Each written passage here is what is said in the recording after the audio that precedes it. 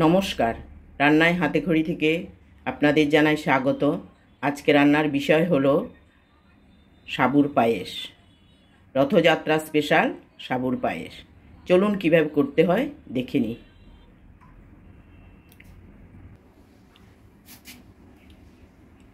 আজকে করে দেখাচ্ছি সাবুর পায়েস।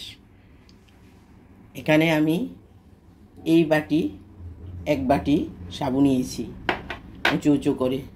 এটাকে আমি 1 ঘন্টা ভিজিয়ে রেখেছি। প্রথমে আমি এটা সুন্দর করে ধুয়ে নিয়েছি, ধুয়ে গায়ে গায়ে জল দিয়ে 1 ঘন্টার জন্য ভিজিয়ে রেখেছিলাম। এখন ভিজে গেছে, এই যে দেখুন কি সুন্দর সাবুটা নরম হয়ে গেছে।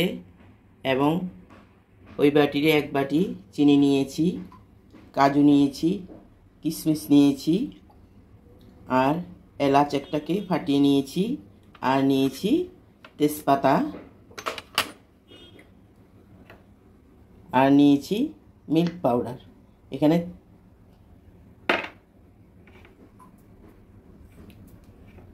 এখানে 3 চামচ মিল্ক পাউডার নিয়েছি, জলে গুলে লাস্টে দেব, তাহলে টেস্টটা ভালো আসবে। আর নিয়েছি দুধ। হ্যাঁ, ক্ষীরও নেই, নলেন গুঁড়ো নেই, বাতাসাও নেই। এইগুলো ছাড়াই আমি কিভাবে কালারফুল সাবুর পায়েস করব তাই আপনাদের সঙ্গে শেয়ার করছি।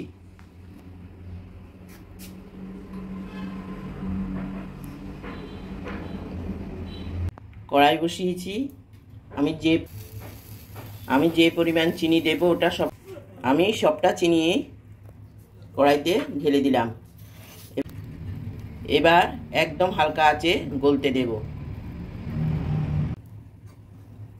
সম্পূর্ণ চিনিটা হালকা আঁচে গলতে দিয়েছি। চিনিটা অনেকটাই গলে এসেছে। সম্পূর্ণ চিনিটাই আস্তে আস্তে ক্যারামেল হয়ে আসছে। দেখুন কি সুন্দরভাবে গলে যাচ্ছে।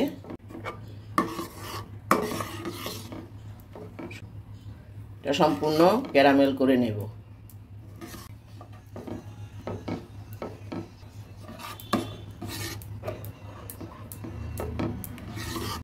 চিনিটা ক্যারামেল হয়ে গেছে।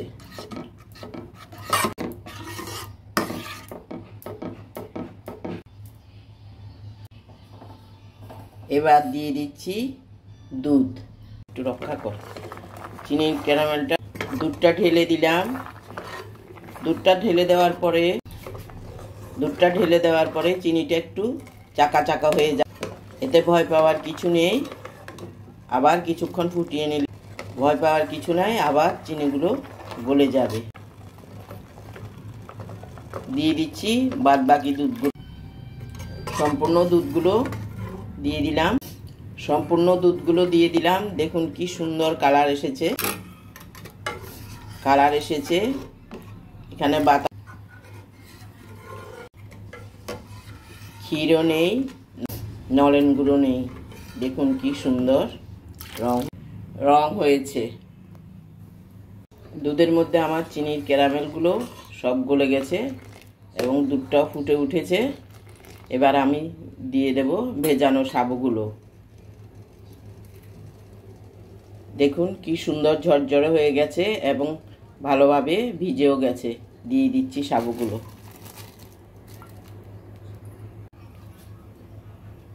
সাবুটা দেওয়া হয়ে গেল। এবার নেড়ে দিলাম ভালো করে।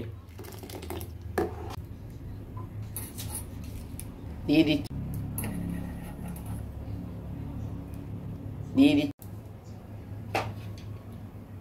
কাজু,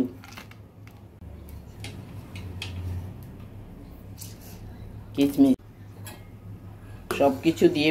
সবকিছু দিয়ে এবার ভালোভাবে নেড়ে দিচ্ছি। এবার 1/2 কাপ জলের মধ্যে মিল্ক পাউডারটা দিয়ে দিলাম। এবার 1/2 কাপ জলের মধ্যে মিল্ক পাউডার দিয়ে গুলে নিলাম। দেখুন কি সুন্দর কালার হয়েছে, যেন নলের গুড়ের সাবুর পায়েস।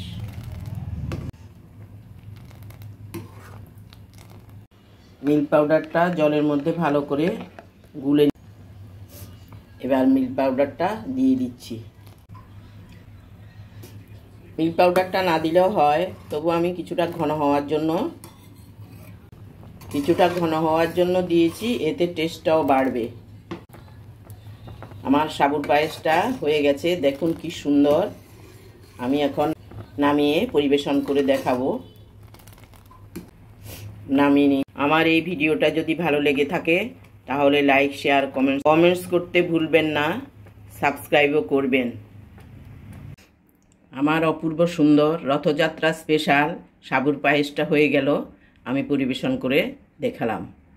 কি সুন্দর কালার এসেছে, আপনারা নিজেরাই দেখুন। নেই কোনো ক্ষীর, নেই কোনো বাতাসা, নেই কোনো নলেন গুড়, তবু দেখুন কি সুন্দর কালার এসেছে।